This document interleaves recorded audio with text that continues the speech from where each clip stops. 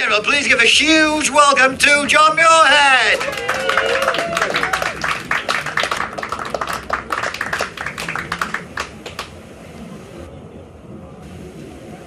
Good evening, beacons! Hello! Yay!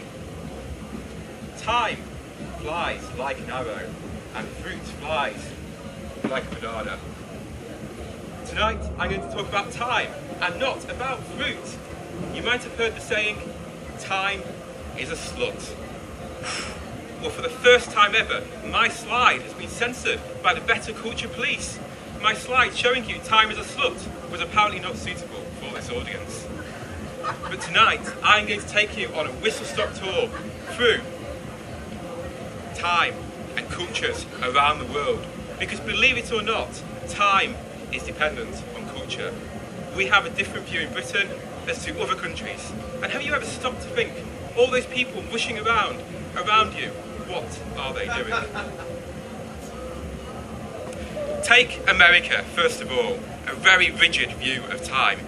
Americans have this very brash sense, they'll be rushing around everywhere, always very busy. And you might even say, time is money. And it really is to them. And you might be wondering where that concept of time is money comes from, and a very fixed view. Well, guess what? It comes from Britain.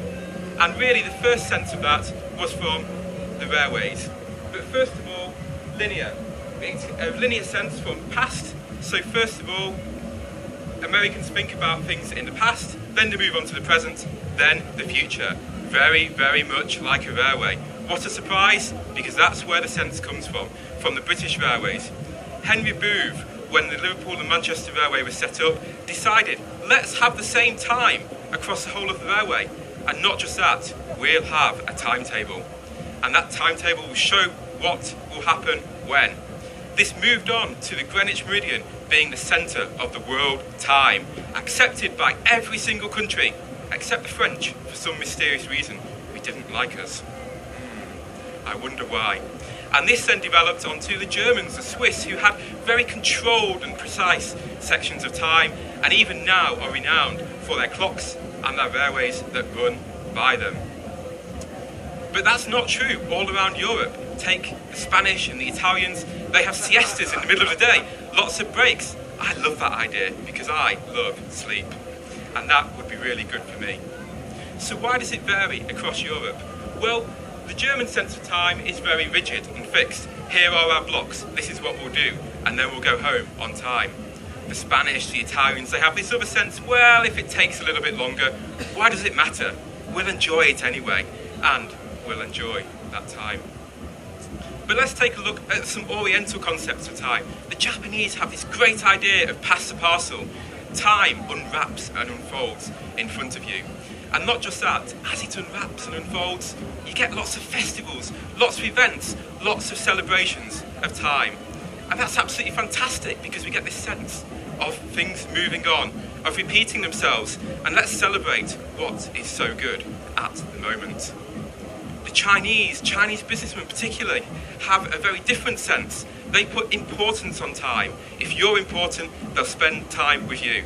And also put focus on things like eating, being alone, and having a sense that there's different things to do with all of that time.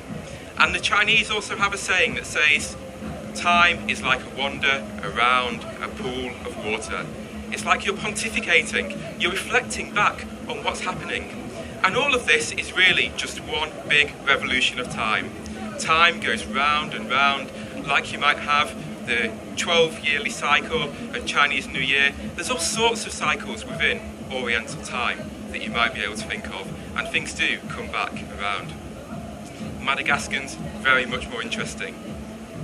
They don't bother restocking the shelves with bread when it gets empty. Imagine the scene if you walked into Morrison's in Skipton, saw this, and you couldn't get anything for your breakfast.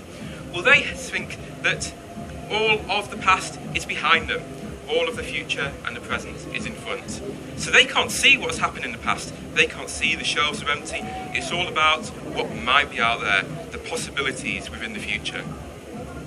So what do I want to leave you with today? Well, the sense that it's all about the present moment. Let's not worry about rigid blocks of time or what we do with it, how it's culturally different. But let's just enjoy being here at the festival, enjoy Bettakultcha, and not watch that clock. Thank you.